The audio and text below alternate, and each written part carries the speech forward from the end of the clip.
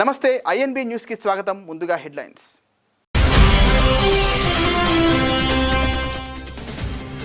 ప్రత్యక్ష రాజకీయాల్లోకి Elon Musk. ప్రపంచ కుబేరుడి కొత్త పార్టీ పేరు ఇదేనా?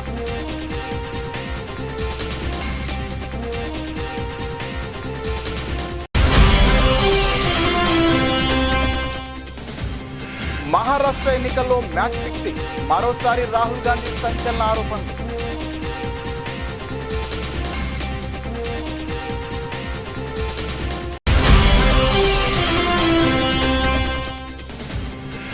కాళేశ్వరం ప్రాజెక్టుతోనే తెలంగాణ సస్యశ్యామలమవుతోంది. మాజీ మంత్రి సిద్దిపేట ఎమ్మెల్యే తన్నీరు హరీష్ రావు.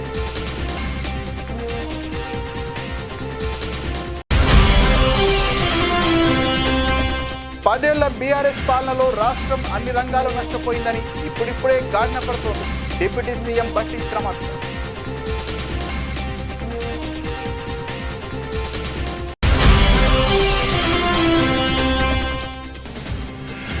చైనాలో కోవిడ్-19 లాంటి మరో వైరస్ గుర్తింపు. ఇది మరింత ప్రాణాంతకమంటున్న శాస్త్రవేత్తలు.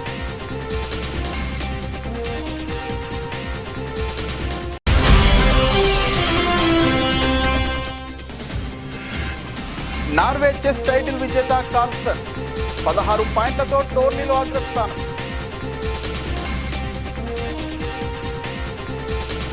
అమెరికా అధ్యక్షుడు డొనాల్డ్ ట్రంప్, స్పేస్ ఎక్స్ అధినేత, ప్రపంచ కుబేరుడు ఎలన్ మస్క్ మధ్య వివాదం రోజు రోజుకు ముదురుతోంది. నిన్న మొన్నటి వరకు చెట్టా పట్టాలేసుకుని తిరిగిన ఈ ఇద్దరు ఇప్పుడు ఒకరిపై ఒకరు కత్తులు దూసుకుంటున్నారు. అధ్యక్ష ఎన్నికల్లో ట్రంప్ గెలుపుకు సొంత డబ్బును నీళ్లలా ఖర్చు చేసిన మస్క్ ఇప్పుడు అదే ట్రంప్ వైఖరిని తప్పుపడుతున్నారు. ఇటీవలే డోస్ శాఖ నుంచి వైదొలిగిన మస్క్ బహిరంగంగానే ట్రంప్పై సంచలన ఆరోపణలు చేస్తున్నారు. ప్రస్తుతం వీరి మధ్య విభేదాలు కొత్త చర్చకు దారితీశాయి. ట్రంప్తో విభేదాల వేళ ఎలన్ మస్క్ ప్రత్యక్ష రాజకీయాల్లోకి వచ్చే అవకాశాలు కనిపిస్తున్నాయి. ఈ నేపథ్యంలో కొత్త రాజకీయ పార్టీ ఏర్పాటు గురించి మస్క్ ఎక్స్లో పోస్ట్ పెట్టారు. మధ్య వయస్కుల్లో 80% అమెరికన్లకు ప్రాతినిధ్యం వహించేలా కొత్త పార్టీ స్థాపించడానికి ఇది తగిన సమయమేనా అంటూ తనకున్న 20 కోట్ల మందికి పైగా ఫాలోవర్లను ప్రశ్నించారు. దీనికోసం పోల్ పెట్టారు. ఆసక్తికరంగా 80% మంది దీనికి అనుకూలంగా ఓటేశారు. 4 లక్షల మంది తన ప్రశ్నకు స్పందించారని, అందులో 83% మంది మూడో మధ్యస్థాయి పార్టీకి సానుకూలంగా స్పందించారని మస్క్ తెలిపారు. ప్రజలు చెప్పారు, 80% మందికి ప్రాతినిధ్యం వహించేలా కొత్త పార్టీ ఇప్పుడు అవసరమే. దీన్ని 80% మంది అంగీకరించారు అని మస్క్ వెల్లడించారు. ఆ తర్వాత ది అమెరికా పార్టీ అంటూ మస్క్ మరో పోస్ట్ చేశారు. తన కొత్త పార్టీకి మస్క్ ఇదే పేరు పెట్టబోతున్నారంటూ ప్రస్తుతం చర్చ మొదలైంది. అయితే దీనిపై మస్క్ నుంచి ఇంకా ఎలాంటి అధికారిక ప్రకటన రాలేదు. గతేడాది జరిగిన మహారాష్ట్ర అసెంబ్లీ ఎన్నికలపై కాంగ్రెస్ అగ్రనేత రాహుల్ గాంధీ మరో సంచలన ఆరోపణలు చేశారు. మహారాష్ట్ర ఎన్నికల్లో మ్యాచ్ ఫిక్సింగ్ జరిగిందని ఆరోపించారు. బీజేపీ మ్యాచ్ ఫిక్సింగ్ కు పాల్పడి ఈ ఎన్నికల్లో విజయం సాధించిందని విమర్శించారు. ఈ మేరకు ది ఇండియన్ ఎక్స్ప్రెస్ పత్రికలో ఆయన వ్యాసం రాశారు. ప్రజాస్వామ్యాన్ని అపహాస్యం చేస్తూ బీజేపీ 5 దశల ప్రణాళిక ద్వారా ఎన్నికల ప్రక్రియను నీరుగార్చిందని రాహుల్ గాంధీ ఆరోపించారు. 2024లో జరిగిన మహారాష్ట్ర అసెంబ్లీ ఎన్నికల్లో బీజేపీ ఏక్నాథ్ షిండే నేతృత్వంలోని శివసేన, అజిత్ పవార్ నేతృత్వంలోని ఎన్సీపీలతో కూడిన మహాయుతి కూటమి మొత్తం 288 స్థానాలకు గాను 235 సీట్లు గెలుచుకుంది. ఇందులో బీజేపీ మాత్రమే 132 స్థానాలు దక్కించుకోవడం గమనార్హం. ఇది రాష్ట్ర చరిత్రలోనే బీజేపీకి అత్యుత్తమ ప్రదర్శన. మరోవైపు కాంగ్రెస్, ఉద్ధవ్ ఠాక్రే నేతృత్వంలోని శివసేన, శరద్ పవార్కు చెందిన ఎన్సీపీ, ఎస్పీలతో కూడిన మహావికాస్ అఘాడీ ఎంవీఏ కేవలం 50 సీట్లకే పరిమితమైంది. ఈ ఫలితాలపై గతంలో తీవ్ర ఆరోపణలు చేసిన కాంగ్రెస్ ఎంపీ రాహుల్ గాంధీ తాజాగా తన వ్యాసంలో ఎన్నికల కమిషనర్ల నియామక ప్యానెల్ను తారుమారు చేయడం, ఓటర్ జాబితాలో దొంగ నోట్లను చేర్చడం, ఓటింగ్ శాతాన్ని కృత్రిమంగా పెంచడం, బీజేపీకి అవసరమైన చోట్ల దొంగ ఓట్లను లక్ష్యంగా చేసుకోవడం, చివరగా సాక్ష్యాలను దాచిపెట్టడం వంటి పద్ధతుల ద్వారా బీజేపీ ఎన్నికల్లో గెలిచిందని ఆరోపించారు. ఇది చిన్నపాటి మోసం కాదు, మన జాతీయ సంస్థలను కైవసం చేసుకొని పారిశ్రామిక స్థాయిలో చేసిన రిగ్గింగ్ అని ఆయన పేర్కొన్నారు. 2023లో కేంద్రంలోని బీజేపీ ప్రభుత్వం తీసుకొచ్చిన ఎన్నికల కమిషనర్ నియామక చట్టాన్ని రాహుల్ తప్పుబట్టారు. ఈ చట్టం ద్వారా కమిషనర్లను ఎంపిక చేసే కమిటీ నుండి భారత ప్రధాన న్యాయమూర్తిని తొలగించి ఆయన స్థానంలో కేంద్ర మంత్రిని చేర్చారని, ఇది కార్యనిర్వాహక వర్గానికి అనుకూలంగా ఉందని ఆయన వాదించారు. ముఖ్యమైన సంస్థలో తటస్థ మధ్యవర్తిని ఎందుకు తొలగిస్తారని ప్రశ్నించుకుంటే సమాధానం దొరుకుతోంది అని రాహుల్ గాంధీ రాశారు. అయితే రాహుల్ గాంధీ ఆరోపణలను బీజేపీ తీవ్రంగా ఖండించింది. బీజేపీ ప్రతినిధి తుహిన్ సిన్హా మాట్లాడుతూ రాహుల్ గాంధీ దేశంలోని రాజ్యాంగ సంస్థలను కించపరుస్తున్నారు. ఈ సమస్యలపై ఎన్నికల సంఘం ఇప్పటికే వివరంగా స్పందించిందని తెలిపారు. తమ పనితీరు స్వతంత్రంగా ఉంటుందని, రాజ్యాంగబద్ధమైన చట్టాలకు కట్టుబడి ఉంటామని ఎన్నికల సంఘం గతంలో పలుమార్లు స్పష్టం చేసింది.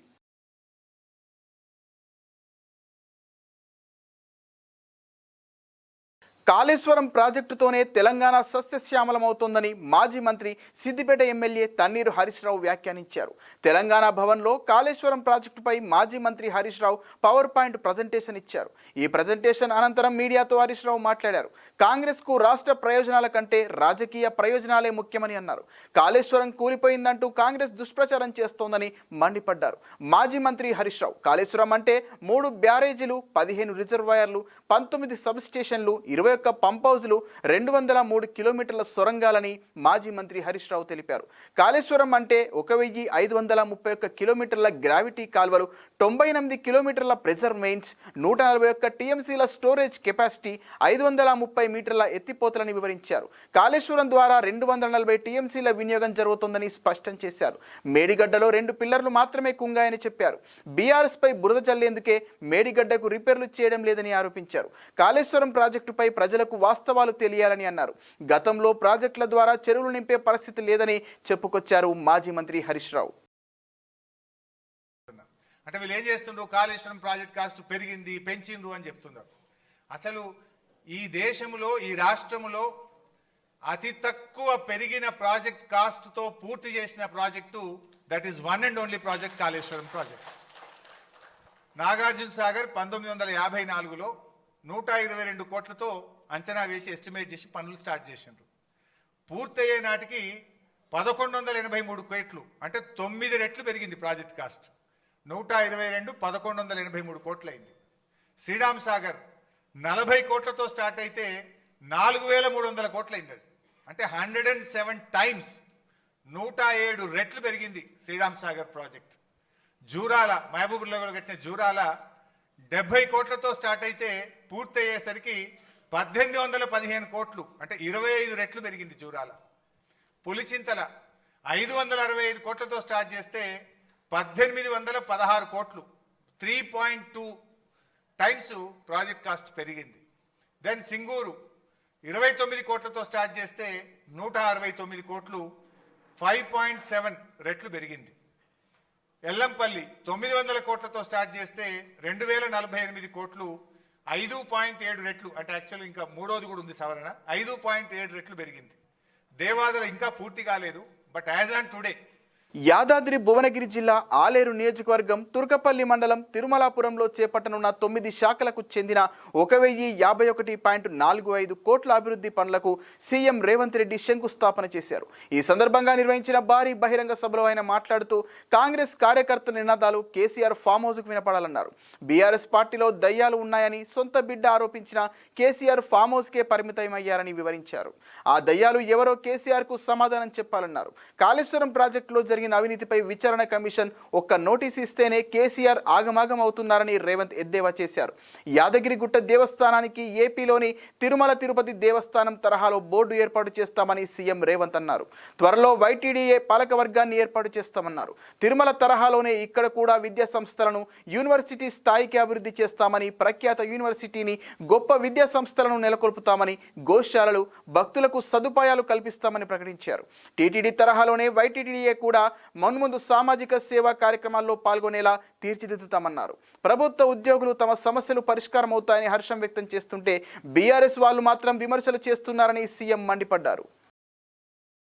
60 కేజీల బంగారంతో కార్యక్రమాన్ని పూర్తి చేసుకొని ఈ రోజు భక్తులకు పెద్ద ఎత్తున ఈ రోజు ఆనందాన్ని కలిగించే నిర్ణయం తీసుకున్నాం.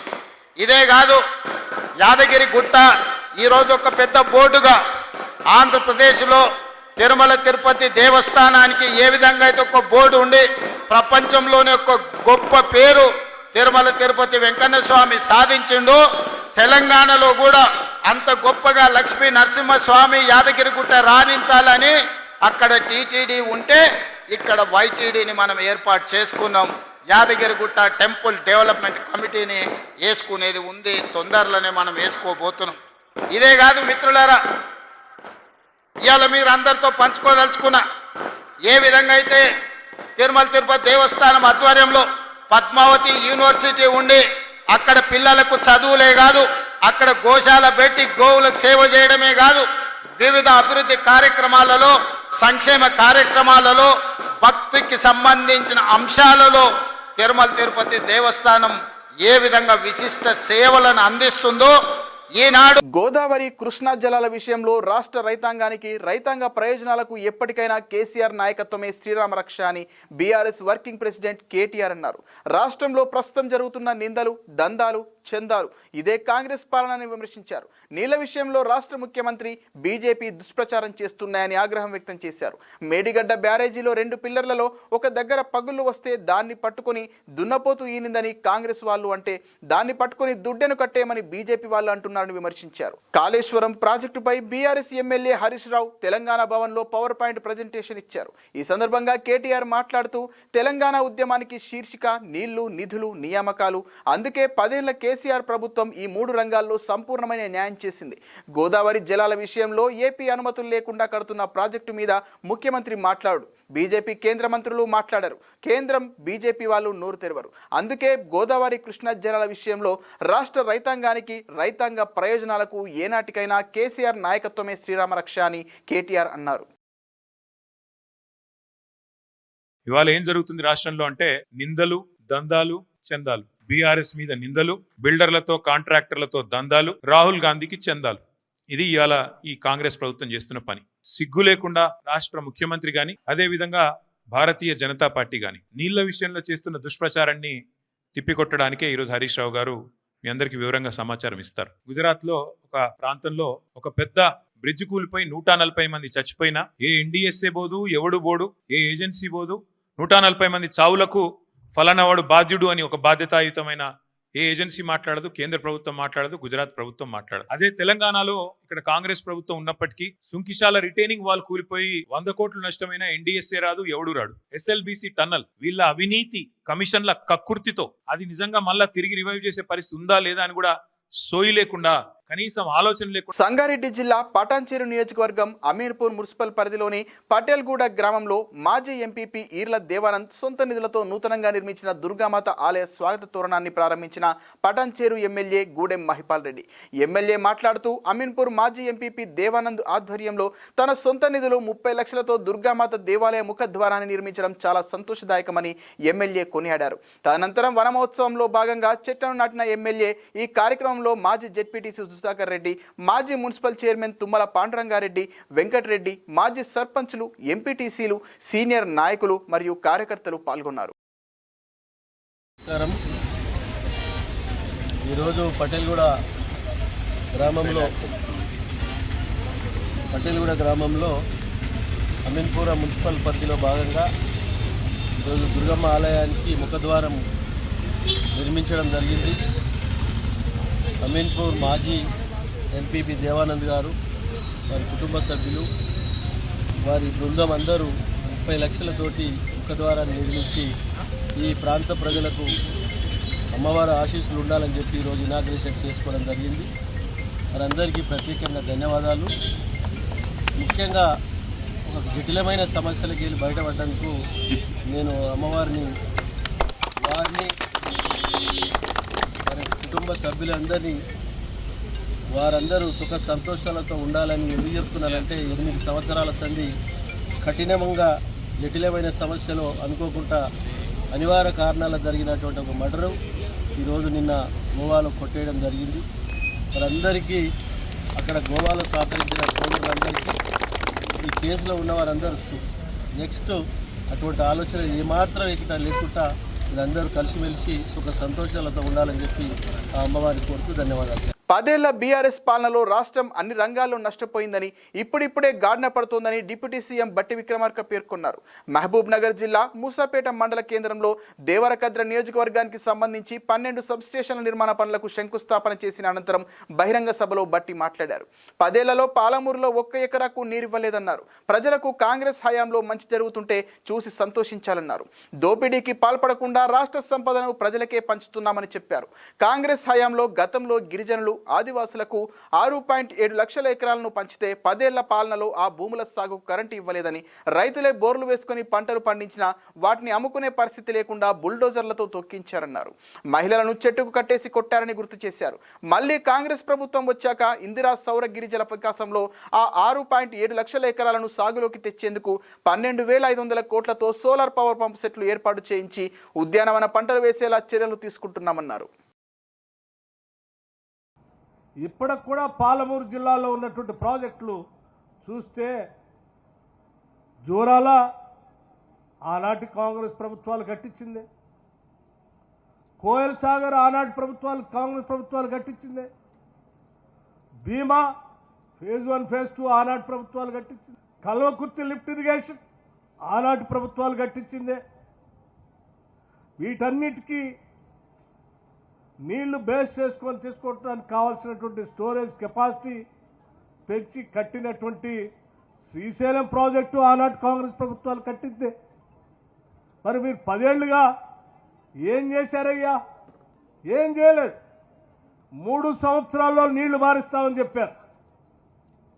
ఎక్కడ 3 సంవత్సరాలండి? 10 సంవత్సరాలు అయిపోయింది, నీళ్లు మారలేదు.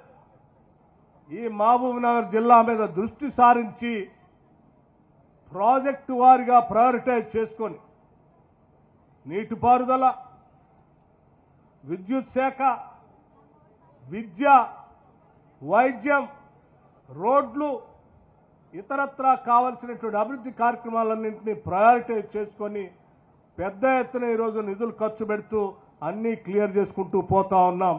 డెఫినెట్గా మీ అందరికీ మాటిస్తా ఉన్నాం.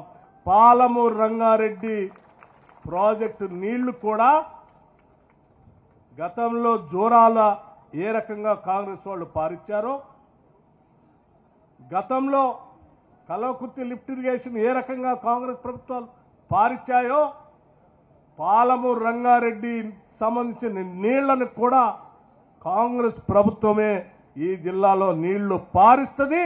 దానికి కావలసినటువంటి నిధులన్నీ కూడా సంపూర్ణంగా వెచ్చిస్తాం.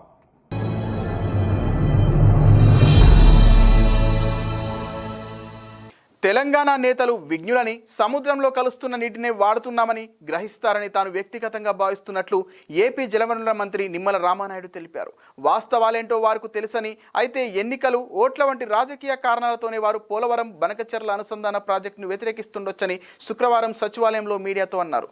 ఈరోజు ప్రధాని మోదీయే కాదు, గతంలో వాజ్పేయి ప్రధానిగా ఉన్నప్పటి నుంచే నదుల అనుసంధానపై ప్రత్యేక దృష్టి సారించారు. దేశవ్యాప్తంగా దుర్భిక్షాన్ని నివారించాలంటే నదుల అనుసంధానంతోనే సాధ్యమని వారు చెప్పారు. అదే ఆచరిస్తున్నారు. ఆ దిశగానే మోదీ కూడా పోలవరం బనకచెర్ల అనుసంధానానికి ప్రాధాన్యతమిస్తున్నారు.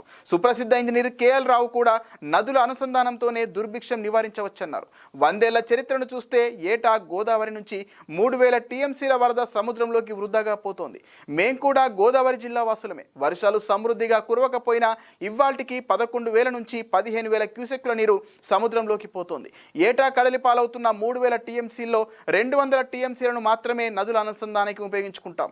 మా దిగువన ఎవరు ఉపయోగించుకునే వారెవరూ లేరు. ఉప్పు నీటిలో కలిసిపోయే నీటిని తాగుకు ఉపయోగించుకుంటాం. దయచేసి అర్థం చేసుకోవాలని తెలంగాణ నేతలకు విజ్ఞప్తి చేశారు. అంటే రాజకీయపరమైనటువంటి కారణాలతోటే వాళ్ళ రాష్ట్రంలో ఉన్నటువంటి పరిస్థితుల దృష్ట్యా వాళ్ళు మాట్లాడుతూ ఉండొచ్చు. కానీ వాస్తవంగా మీ అందరికీ తెలుసు, ఈ రోజని కాదు, నరేంద్ర మోడీ గారే కాదు, గతంలో వాజ్పేయి గారి దగ్గర నుంచి, ఇంకా చెప్పాలంటే మన తెలుగువాడు మన కేఎల్ రావు గారు కూడా ఒకటే చెప్పారు ఆ రోజు, భారతదేశంలో ఇన్ని వనరులు ఉండి, ఇంత నీరు సమృద్ధిగా ఉండి, ఇంకా ఈ దేశంలో ఇంత కరువు కాటకాలు వస్తూ ఉన్నాయని అంటే దానికి పరిష్కారం ఒక్క నదుల అనుసంధానమే అనే విషయాన్ని ఆ రోజు కేఎల్ రావు గారు చెప్పిన విషయాన్ని గుర్తు చేసుకోవాలి. దాన్ని వాజ్పేయి గారు, నరేంద్ర మోడీ గారు దాన్ని అమలు చేయాలనేటువంటి ప్రయత్నం కూడా చేశారు. ఆ నదుల అనుసంధానంలో భాగంగానే ఈ రోజు కూడా నరేంద్ర మోడీ గారు కూడా మరి ఏదైతే ఈ యొక్క పోలవరం అదేవిధంగా బనకచర్ల, ఎందుకంటే మీ అందరికీ తెలుసు గోదావరికి సంబంధించి ప్రతి సంవత్సరం కూడా 3000 టీఎంసీల నీరు సముద్రంలోకి పోతూ ఉంది. ఇది 100 years 100 సంవత్సరాల చరిత్ర మనం చెప్తున్నటువంటి పరిస్థితి. మేము కూడా గోదావరి జిల్లాలో ఉన్నటువంటి వ్యక్తులం. ఈ రోజుకి ఇంకా వర్షాకాలం ప్రారంభం అవ్వాల, ఇప్పుడు ఇంకా దగ్గర 20,000 క్యూసెక్కుల నీరు ఇప్పుడు సముద్రంలో పోతుంది గోదావరి నుంచి. ఈ రోజు స్టిల్ టుడే దగ్గర 20,000 క్యూసెక్కుల వరకు ఈ రోజు 11,000, ఈ రోజుకి దగ్గర 11,000 15,000 క్యూసెక్కుల నీరు పోతూ ఉంది. ఇంకా వర్షాలు ప్రారంభం కాకుండానే దగ్గర 3,000 టీఎంసీలు పోతూ ఉంది. ఇప్పుడు ఆంధ్రప్రదేశ్ రాష్ట్రం మనం చిట్ట చివరిన ఉన్నాం. మనం ఆ సముద్రంలో కలిసేటువంటి నీటినే మనం ఏదైతే ఈ పోలవరం బనకచర్లకు ఉపయోగించుకోవాలి. అందులో కూడా 3,000 టీఎంసీ నీరులో మనం ఉపయోగించుకునేది కేవలం 200 టీఎంసీలే. ఇప్పుడు ఆ 200 టీఎంసీలు కూడా మనం ఉపయోగించుకోకపోతే రేపొద్దునే సముద్రంలో కలిస్తే అండ్ ఉప్పు నీరులో కలిసిపోతాయి. ఇవి కూడా ఎవ్వరికి కూడా ఉపయోగపడేటువంటి వీరు మన కింద దిగువన ఇంకెవరు ఉపయోగించుకునే వాళ్ళు కూడా లేరు. డైరెక్ట్గా సముద్రంలో పోతుంది, ఉప్పు నీరులో కలిసిపోతుంది. ఇప్పుడు 3,000 టీఎంసీలు నీరు పోతుంది, అందులో 200 టీఎంసీలు మనం ఉపయోగించుకుంటున్నాం. సాగునీరుకి కానీ త్రాగునీరుకి కానీ ఉపయోగించుకోవాలని అనుకుంటున్నాం. అంచేత ఇంకా 2,800 టీఎంసీల నీరు సముద్రంలో పోతుంది. అంచేత సముద్రంలోకి పోయేటువంటి నీరు, ఉప్పు నీటిలో కలిసిపోయేటువంటి నీరుని సాగునీరుకి త్రాగునీరుకి. ఖమ్మం జిల్లా కల్లూరులో కాంగ్రెస్ నేతలు రెచ్చిపోయారు. విధి నిర్వహణలో ఉన్న మహిళా ఎస్ఐపై దాడి చేశారు. ఆమె ఛాతీపై చేయి వేసి పక్కకు తోసేశారు. ఈ ఘటనకు సంబంధించిన వీడియో ఇప్పుడు సోషల్ మీడియాలో వైరల్ గా మారింది. దీంతో రంగంలోకి దిగిన పోలీసులు నిందితుడిని అతని అనుచరులను అదుపులోకి తీసుకున్నారు. వివరాల్లోకి వెళితే నిన్న రాత్రి తల్లాడకు చెందిన కాంగ్రెస్ నేత రాయల రాము కల్లూరు ఏఎన్స్పీలోని ఓ హోటల్కి వచ్చారు. మద్యం మత్తులో ఉన్న రాము పరోటా విషయంలో హోటల్ సిబ్బందితో వాగ్వాదం పెట్టుకున్నాడు. గొడవ ముదరడంతో రాము తన అనుచరులకు సమాచారం ఇచ్చాడు. తల్లాడ నుంచి కల్లూరుకి భారీగా చేరుకొని హల్చల్ చేశారు. దీంతో హోటల్ సిబ్బంది పోలీసులకు సమాచారం ఇచ్చారు. ఘటనా స్థలానికి చేరుకున్న కల్లూరు ఎస్ఐ హరిత పరిస్థితిని అదుపులోకి తీసుకొచ్చేందుకు ప్రయత్నించారు. కానీ వారు వినకపోవడంతో పాటు మరింత రెచ్చిపోయారు. కాంగ్రెస్ నేత రాయల రాము సహా అతని అనుచరులు పోలీసులను దూషిస్తూ మహిళా ఎస్ఐతో వాగ్వాదానికి దిగారు. పరుష పదజాలంతో ఆమెను దూషించారు. దీంతో ఎస్ఐ హరిత రాముపై చేయి చేసుకున్నారు.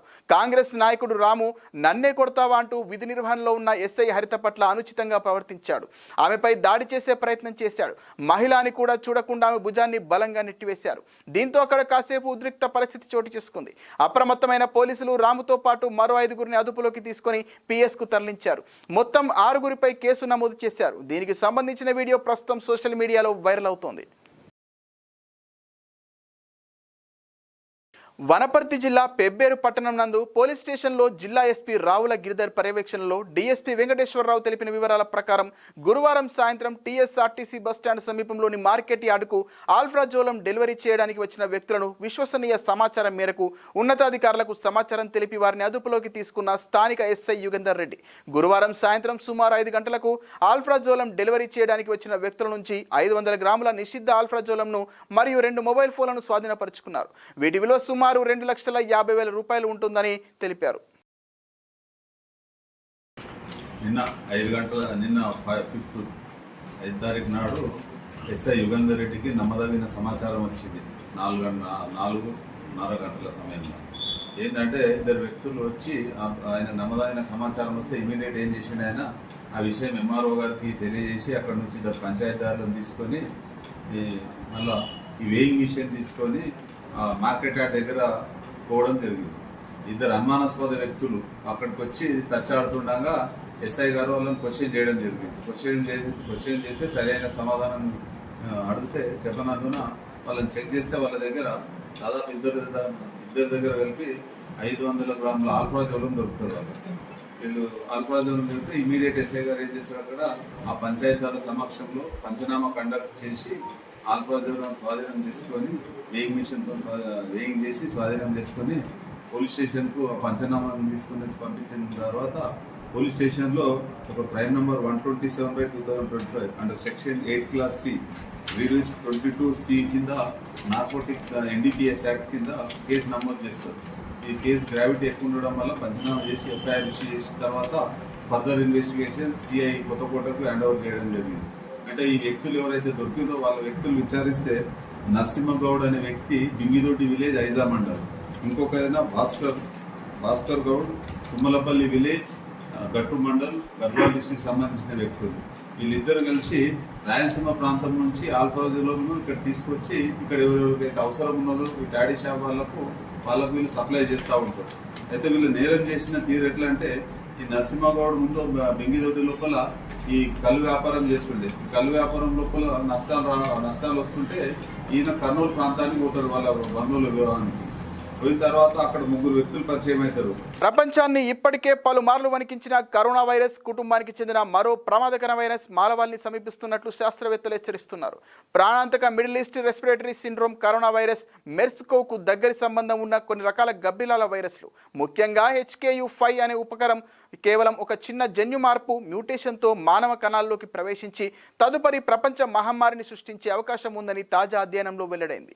చైనాలోని గబ్బిలాల్లో తొలిసారిగా గుర్తించిన ఈ వైరస్లు జంతువుల నుంచి మనుషులకు వ్యాపించే స్పిల్ ఓవర్ ఆందోళనకర సంకేతాలను చూపుతున్నాయని పరిశోధకులు తెలిపారు. వాషింగ్టన్ స్టేట్ యూనివర్సిటీ WSU నేతృత్వంలోని California Institute of Technology, University of North Carolina సహకారంతో నిర్వహించిన ఈ అధ్యయనం వివరాలు ప్రముఖ సైన్స్ జర్నల్ నేచర్ కమ్యూనికేషన్స్లో ప్రచురమయ్యాయి. ఈ పరిశోధన మెర్బెకో వైరస్లు అనే కరోనా వైరస్ల సమూహంపై దృష్టి సారించింది. మెర్స్ వైరస్ కూడా ఇదే కుటుంబానికి చెందింది కావడం గమనార్హం. మెర్స్ సోకిన వారిలో మరణాల రేటు సుమారు 34% వరకు ఉంటుంది. చాలా మెర్బెకో వైరస్లు మానవులకు నేరుగా సోకే అవకాశం తక్కువగా ఉన్నప్పటికీ HKU5 అని పిలిచే ఒక నిర్దిష్ట సమూహం మాత్రం ఆందోళనకరమైన రీతిలో మానవులకు వ్యాపించే సామర్థ్యాన్ని చూపుతోందని అధ్యయనం పేర్కొంది. WSU కాలేజ్ ఆఫ్ వెటర్నరీ మెడిసిన్కు చెందిన వైరాలజిస్ట్ మైకెల్ లెక్కో మాట్లాడుతూ మెర్బెకో వైరస్లు ముఖ్యంగా HKU5 వైరస్లపై ఇప్పటి వరకు పెద్దగా దృష్టి సారించలేదు. కానీ మా అధ్యయనం వైరస్లు కణాలను ఎలా ప్రభావితం చేస్తాయో చూపిస్తోంది. HKU5 వైరస్లు మానవులకు సోకడానికి చాలా దగ్గరలో ఉన్నాయని కూడా మేము కనుగొన్నామని వివరించారు. ప్రపంచ champion Magnus Carlsen Norway chess టైటిల్ను 7వసారి గెలుచుకున్నాడు. ఆఖరి గేమ్లో ఇండియన్ గ్రాండ్ మాస్టర్ తడబడ్డాడు. అమెరికా గ్రాండ్ మాస్టర్ ఫాబియానో కరువానాతో జరిగిన గేమ్లో గుకేష్ ఓడిపోయాడు. తుది రౌండ్లో కీలకమైన 3 పాయింట్లను చేజార్చుకున్నాడు. 2018 నార్వే చెస్ ఛాంపియన్ కరువానా ఆఖరి రౌండ్లో గట్టి పోటీ ఇచ్చాడు. జాతీయ చెస్ స్టార్ గుకేష్కు సమయం లేకుండా పోయింది. టైం కన్నా ముందే ప్రత్యర్థికి షేక్ హ్యాండ్ ఇచ్చి ఓటమిని అంగీకరించాడు. మాజీ ఛాంపియన్ కార్ల్సన్ టోర్నీలో 16 పాయింట్లతో అగ్రస్థానంలో నిలిచాడు. తుది రౌండ్లో భారతీయ ప్లేయర్ అర్జున్ ఎరగైస్తో ఆడిన గేమ్లో అతను డ్రా చేసుకున్నాడు. టోర్నమెంట్లో కరువానా 15.5 పాయింట్లతో 2వ స్థానంలో నిలిచాడు. గుకేష్ 3వ స్థానంలో నిలిచాడు. అతను 14.5 పాయింట్లు సాధించాడు. 12.5 పాయింట్లతో అర్జున్ 5వ స్థానంలో ఉన్నాడు. మహిళల విభాగంలో వరల్డ్ బ్లిట్జ్ ఛాంపియన్షిప్ 2 సార్లు గెలిచిన ఉక్రెయిన్ క్రీడాకారిణి అన్నా ముజిస్టుక్ నార్వే చెస్ టైటిల్ను నెగ్గింది. ఆమెకు టోర్నీలో 16.5 పాయింట్లు వచ్చాయి. తుది రౌండ్లో భారతీయ క్రీడాకారిణి వైశాలి గట్టి పోటీ ఇచ్చిన ఆ గేమ్ను ఉక్రెయిన్ స్టార్ డ్రా చేసుకుంది. భారతీయ గ్రాండ్ మాస్టర్ కోనేరు హంపి తన తుది రౌండ్ గేమ్లో డ్రా చేసుకుంది. ఆ గేమ్లో 1.5 పాయింట్లు సాధించి టోర్నీలో 15 పాయింట్లతో 3వ స్థానంలో నిలిచింది.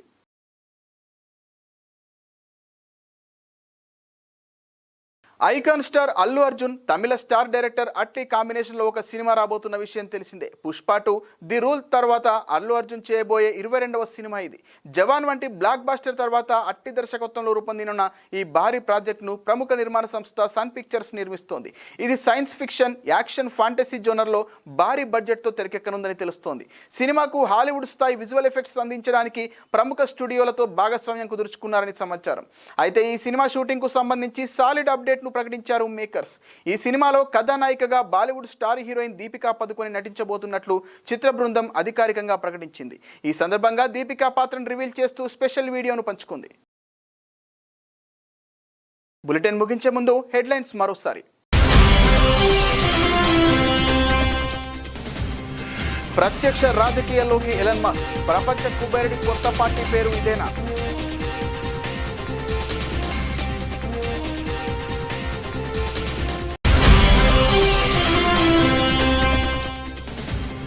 మహారాష్ట్ర ఎన్నికల్లో మ్యాచ్ ఫిక్సింగ్.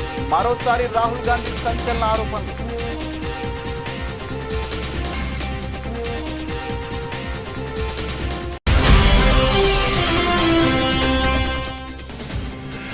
కాళేశ్వరం ప్రాజెక్టుతోనే తెలంగాణ సస్యశ్యామలమవుతోంది. మాజీ మంత్రి సిద్దిపేట ఎమ్మెల్యే తన్నీరు హరీష్ రావు.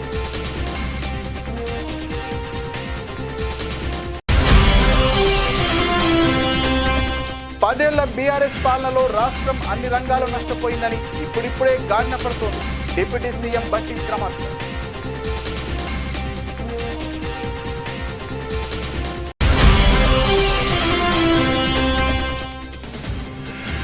చైనాలో కోవిడ్-19 లాంటి మరో వైరస్ గుర్తింపు, ఇది మరింత ప్రాంతకమంటున్న శాస్త్రవేత్తలు.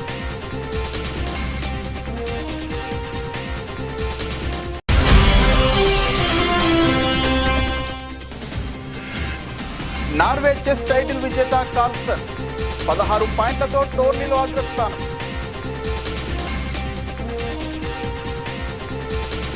ఇది ఇవాల్టి బులెటిన్.